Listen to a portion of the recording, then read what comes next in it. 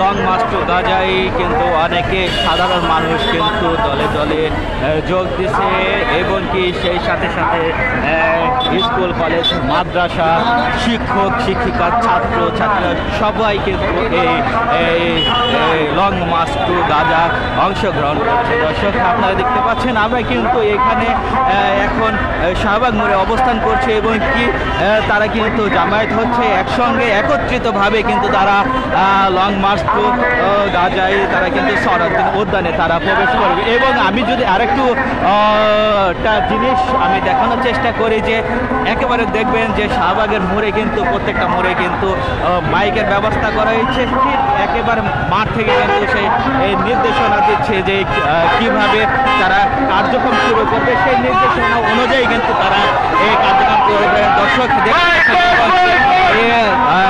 তারা কিন্তু নিরাপত্তার মধ্যে দিয়েই কিন্তু আজকে এই লং মার্চ টু গাজা অংশগ্রহণ করবে এবং কি দেখছেন দর্শক দলে দলে কিন্তু সকল পেশাযোগ্য মানুষ কিন্তু অংশগ্রহণ করছে এই লং মার্চ টু গাজায়।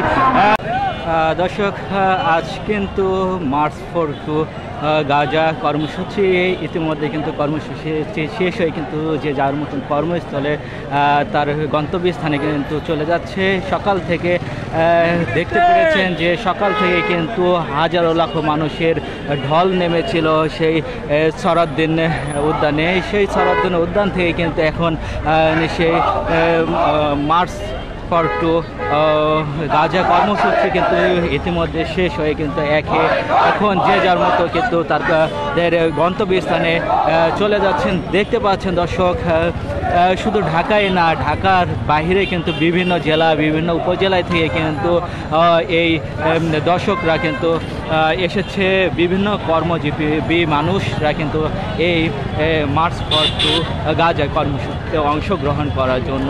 আমরা সকাল থেকে দেখতে পারি যে এখানে কিন্তু 5টি পয়েন্টে কিন্তু তারা সমাপন হয়ে কিন্তু একত্রিত হয়ে সরাদ্দিনে তারা যান এবং কি সেই সাথে সাথে কিন্তু সকল দেশের সকল নেতা কর্মীরা বিভিন্ন দলের নেতা কর্মীরা দল মত নির্বিশেষে কিন্তু একত্রিত হয়ে কিন্তু এই মার্চ ফর টু গাজা কর্মসূচিতে অংশগ্রহণ করেছে। সেই অংশগ্রহণের কিছু চিত্র আপনারা দেখতে পাচ্ছেন দর্শক।